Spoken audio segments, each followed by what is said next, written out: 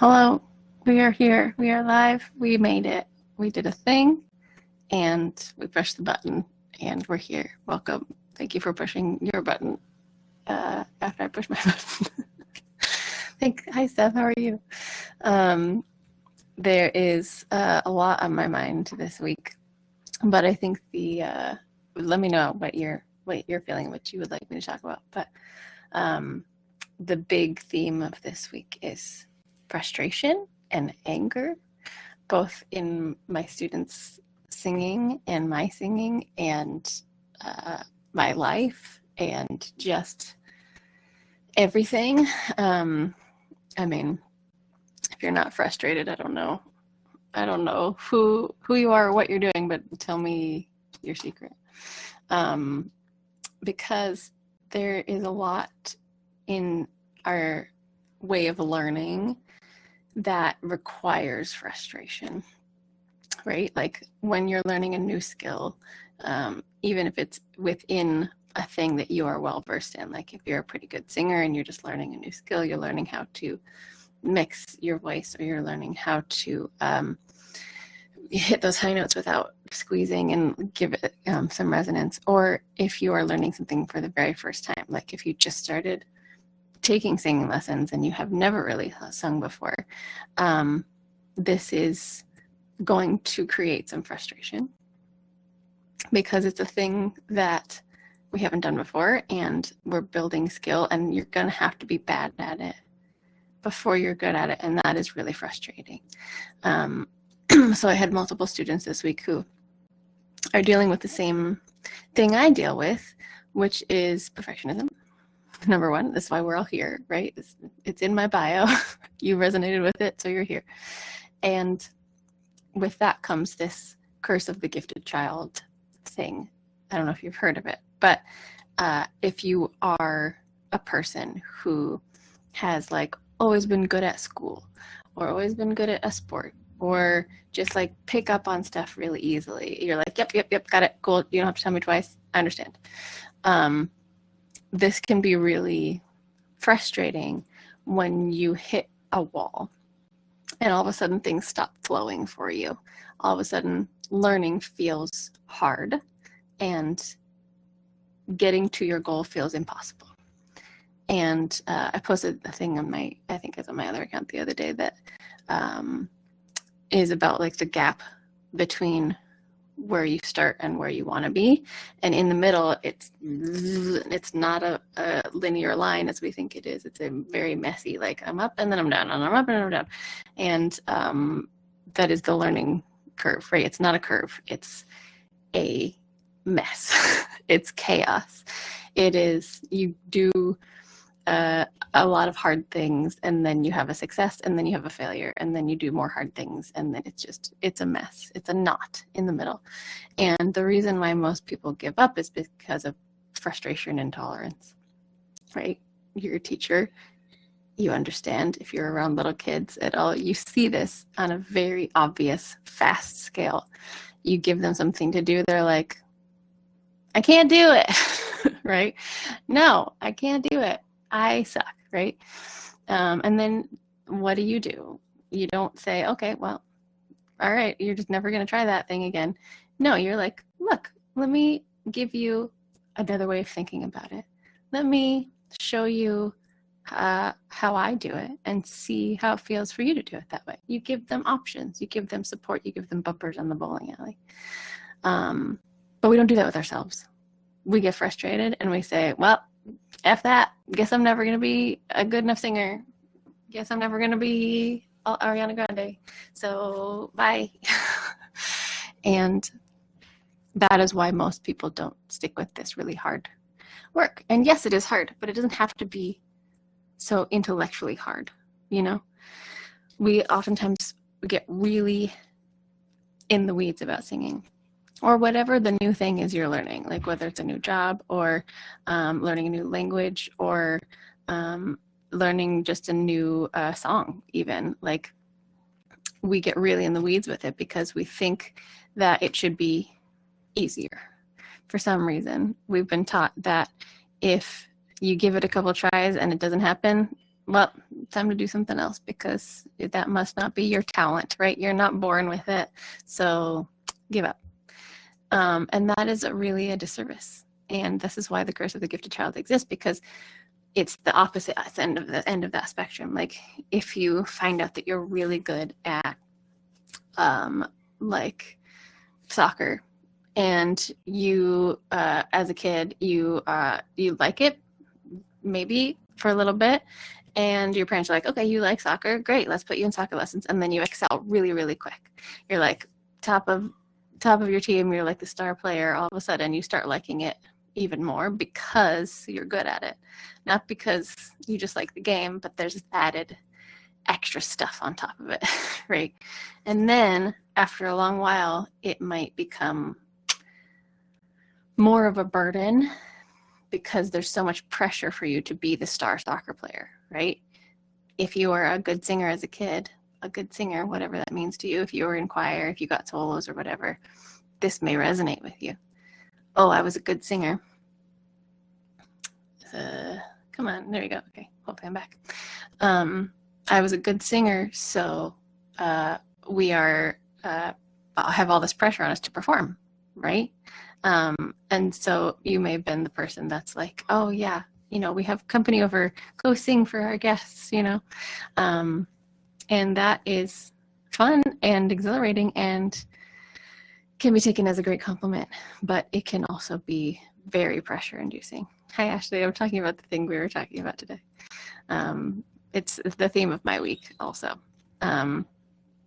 So that pressure that comes from you needing to do better because you are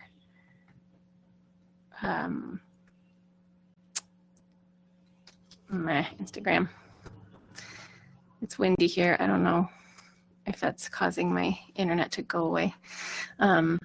Anyway, so yes, if you are the star singer in your family, you're going to have that pressure on yourself to keep being the star singer and to keep growing, to keep getting better. And then maybe you get pushed into going to college for that thing, and you get pushed into getting more degrees and doing that for a career because, oh, you were always so good at that, right?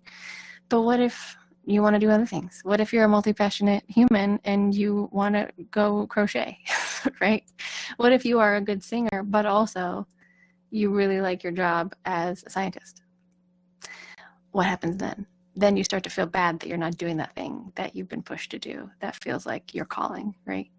And when we try and grow in these spaces of all this pressure, like, oh, you were always the best at that, it is really hard to grow in other ways because it's always felt like I'm good at this thing, so I'm going to do that thing. And we don't get pushback from our skill level hitting a wall, right? Because these skills have just been a thing, whether you grew up doing that thing, whether you grew up around music, and it just comes naturally to you because of nurture, or for some reason you just became a really good singer even though your parents never sang. Who knows why this happens? But it really does make a difference how you are, how your nurture is in relation to your skill, right? Because, hey, how you doing? Welcome. Because then that determines the feedback loop that you get, right? And so if you're good at a thing, you get praise, and then you get more good feedback because you do better. The praise makes you more motivated, and you're like, okay, I'm gonna do my best, and then you get more positive feedback, and it just becomes a cycle in this direction, right? It's like the negative feedback loop, but opposite. But there's pressure in each direction. So if you're one of these people, if you are a gifted child, you may be experiencing this feeling of like, okay, I want to get better at this mixed voice, right? I want to be able to hit all these Adele, like big belty sounding notes, and they're just not happening, right?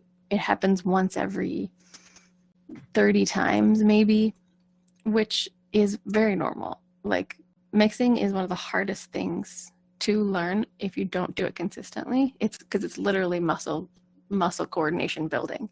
You're strengthening your ability to hold yourself in the middle of this muscle handoff, which is for the most majority of your life has been just handing it off to take the weight by another muscle group, but we're not handing it off. And so it feels very like limbo, right, in that respect. So this is one of the hardest things to do. And so a lot of times people, especially with this gifted child curse, are like, okay, I'm going to do my best. I'm going to try it. And then they try it like 5 times. And then they're like, nope, that was terrible. Even if they got it once out of those 5 times, they're like, I don't like it. I don't like it at all. I sound gross. I hate it. Mer. Even though I've told them this is a months-long process, right? It's very easy to let that frustration get to you when you're not used to coming up against walls of your ability and getting praise for things you're naturally good at. So when you don't get that immediate dopamine hit of like, okay, I tried it and I did it, everything feels wrong and gross. Raise your hand if this is relating to you. Me, 100%. I was one of them. Am one of them still. I deal with this constantly. There's a reason I don't play sports. There's a reason I do yoga. There's a reason I don't draw. There's a reason I don't do a lot of things, because I'm not good at it. And so I don't naturally hang out in those frustration spots, right? It feels gross and I don't like it. And I get it if you're in this spot. But singing is, as we talk about, because it's learning how to build your tolerance to your own nerves, it is a long game. And it has to be a long game. And if you are a person that deals with this, it's going to be a longer game than your frustration and tolerance wants it to be, right? And this is where your gremlin comes in, because our gremlins are often the ones that are like, who do you think you are? Like, this is way too hard. Like, it shouldn't be this hard. It's not that hard. Just suck it up and do it, right? And if you can't do it, then, well, got news for you. You better give up. And this is the default gremlin for so many people. Like, you're not good enough at this. Just give up. Go do something that feels easier. So can you see why this is a problem for a long-term skill building program like singing? Yeah, you have to get on your own nerves, exactly. And this is why we talk about nervous system growth and not just regulation, right? The nervous system regulation world is very big and very hip and very trendy right now. Everybody and their mom is talking about nervous system regulation, but it's not just about the regulation. In my own body growth, I'm working on this exact thing as well. I'm working on training my brain to handle the hard things, the frustration and the anger, so that I don't have to run away from it every time, because I don't have the tolerance built up for that, right? I don't like anger. I don't like frustration. It is very hard for me to sit in those spaces. So it becomes this training ground for me. Like, when I get angry, my first instinct is to do something to calm me down, to get out of that anger state. But that's not where we grow. You know, like, obviously, if you're prone to like hitting people, like, yes, take care of yourself, get out of the anger over the extreme portion, right? But if it's something that, like me, you're just not comfortable with that frustration, I'm working now, as of today, always on accepting how I'm feeling. And it comes up constantly for me. So this is a thing. It becomes you saying, it's okay to be frustrated. It's okay to be angry. It's okay to not be where I want to be. It's okay to feel like I suck. It's okay to be bad at something. It's okay to feel gross and dumb and ugly. And that sucks for a lot of people. That's a really, really hard thing. And I get it. I hate it just as much as you do. I don't like it. It feels gross, and gross feels gross. Nobody wants to feel gross. But we have to know, we have to come outside of ourselves a little bit, and we have to see, okay, my shying away from frustration is making me not practice. It's making me not hang out in this training ground. It is making me run away and not do the hard thing because it feels gross, right? And this is why we come to our voice teacher every week frustrated, like, no, I didn't practice again. No, I didn't do it. And you're not alone. 95% of my students don't practice every week because of this exact thing, because we're perfectionists, because we think we have to practice for 3 hours, otherwise it's not good enough. You're so not alone. I'm the same way. So we have to practice giving ourselves grace around, number one, not doing a thing that you said you were going to do. It happens. Give yourself grace. You're not going to get anywhere by disciplining yourself into it, right? We've done that, been there, done that, whether it was a parent or a teacher or yourself disciplining yourself into oblivion, right? It hasn't worked for us so far. And second of all, in that grace, we have to come back to the training ground. In that grace, we have to say, okay, I'm going to go frustrate myself today on purpose. Dang it. Because I know it's how I'm going to grow. I know it's how it's going to train my body and my mind and my brain into hanging out in these spaces that feel gross. I call it hanging out in the muck, right? You got to sit in the muck of feeling like you can't do a thing. Otherwise, you're not going to get past the muck, right? This is a very big muck pile that you have to get through to get to the rainbow on the other side. There is no putting wood down. There's no horse to ride through it. You just got to sit in it and walk through the muck, and then you will get to a little bit of growth on the other side, and that is your dopamine hit, and it has to come with work because free dopamine leads to addiction and social media problems, which I get also. I'm right there with you. So, but if you get the dopamine after some hard work, that trains your brain to enjoy the hard work because, oh, look at what's at the end of that.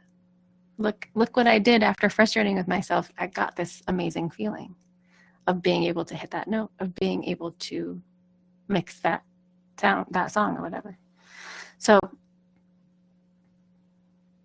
we got to do the hard things. I hate it too. I'm right there with you. It's gross. It sucks a lot. But this is how we learn. This is how you've learned everything in your whole life.